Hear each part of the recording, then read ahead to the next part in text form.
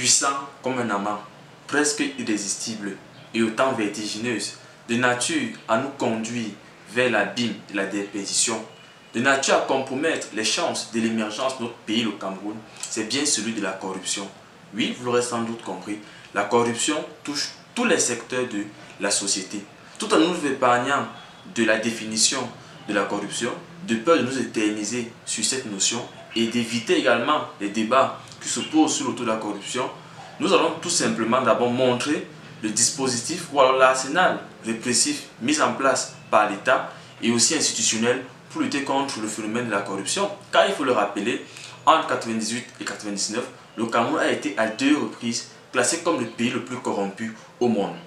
Alors, en ce qui concerne le dispositif juridique, on va dire ici il y a déjà la Constitution, article 66 de la Constitution, qui demande à tout haut fonctionnaire ou à toute personne occupant un mandat électif ou nominatif de faire la déclaration des biens et des avoirs. Et il y a d'ailleurs la loi du 26 avril 2005 qui fixe les modalités d'application de cet article 66 de la Constitution. On va également parler du code pénal, dans cet article qui réprime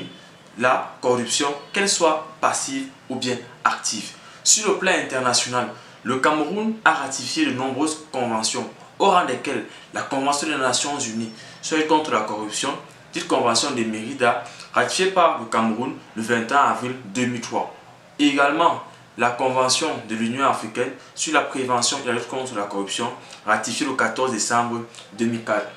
Voilà en quelque sorte pour ce qui est du dispositif juridique ou alors normatif. En ce qui concerne le dispositif institutionnel, on va citer ici la création de la Commission nationale anticorruption, en abrégé CONAC, l'Agence nationale d'investigation financière, en abrégé ANIF, la Chambre des comptes de la Cour suprême, les tribunaux civils et militaires, en l'occurrence le tribunal criminel spécial, qui est né en 2011, ou encore bien d'autres institutions telles que les cellules interministérielles de lutte contre la corruption qui permettent de pouvoir indiquer ce phénomène-là. Mais malgré l'existence de ce dispositif institutionnel et normatif, on observe toujours une recrudescence de la corruption dans divers secteurs de la société. Dans le domaine par exemple de la santé, on observe le détournement du matériel médical, le refus d'administrer des soins aux patients qui refusent d'obtempérer à des actes de corruption, la production des faux certificats médicaux, l'octroi des soins aux patients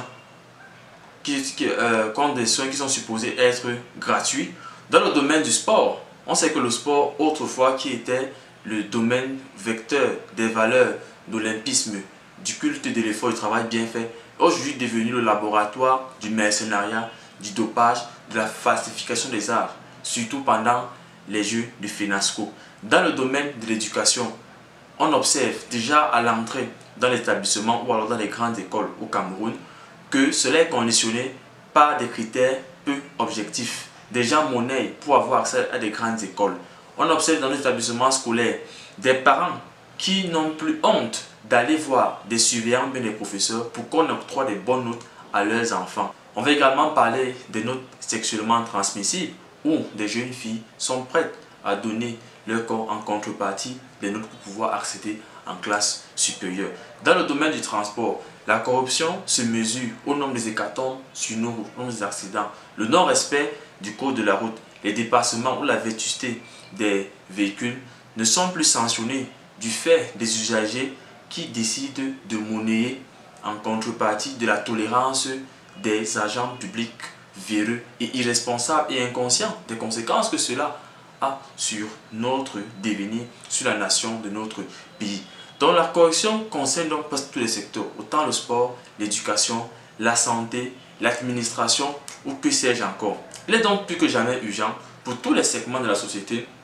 de mettre en exergue ou d'agréger ensemble nos connaissances et nos compétences pour pouvoir endiguer ce phénomène. Déjà, l'État en lui-même doit agir par la prévention à travers l'application de l'article 66 de la Constitution, comme je viens de le dire, qui demande à toute personne exerçant un mandat nominatif ou électif de faire la déclaration de ses biens et de ses avoirs. Il est également important pour l'État de donner plus de pouvoir à ces institutions qui militent contre la corruption, notamment la CONAC. Pourquoi ne pas donner un pouvoir de sanction à la CONAC pour qu'elle puisse effectivement ne plus être un chien qui aboie simplement mais qui ne mord pas, mais plutôt un chien qui aboie désormais et qui mord. Que dire du rôle des secteurs tels que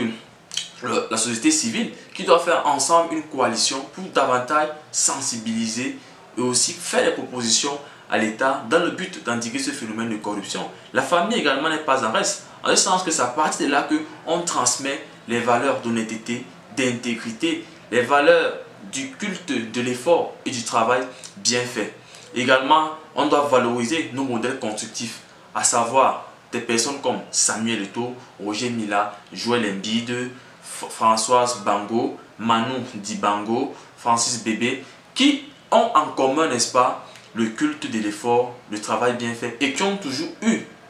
n'est-ce pas, amené le Cameroun dans les plus hautes cimes des sphères mondiales. Il est plus que jamais urgent également pour les médias de consacrer plus de temps à la jeunesse, mais aussi à l'éthique pour transmettre les valeurs d'honnêteté et d'intégrité. Mais aussi les leaders religieux et les leaders traditionnels doivent également jouer ce rôle-là pour que nous ayons une jeunesse qui ne soit plus immergée dans la corruption, mais plutôt qui baigne dans l'intégrité, dans la responsabilité, dans l'honorabilité et dans la respectabilité. Il est donc jamais urgent pour tout un chacun de jouer son rôle à sa manière pour davantage sensibiliser la jeunesse camerounaise, mais aussi pour que nous soyons ensemble des acteurs qui dénoncent à chaque fois ces actes de corruption, que nous ne cédons pas à ces propositions malsaines qui compromettent de manière significative la jeunesse camerounaise ou l'avenir de la jeunesse camerounaise et de partant l'émergence ou le développement de notre pays. Nous sommes donc plus que jamais interpellés, à la fois la famille, à la fois la société, à la fois les pouvoirs publics, mais aussi les partenaires de développement, les ONG, les organisations internationales, de converger ensemble nos efforts pour mettre fin au phénomène de corruption qui ne cesse de donner un coup de fouet à notre croissance parce que créant une plaie autant pour moi dans notre économie. Je vous remercie.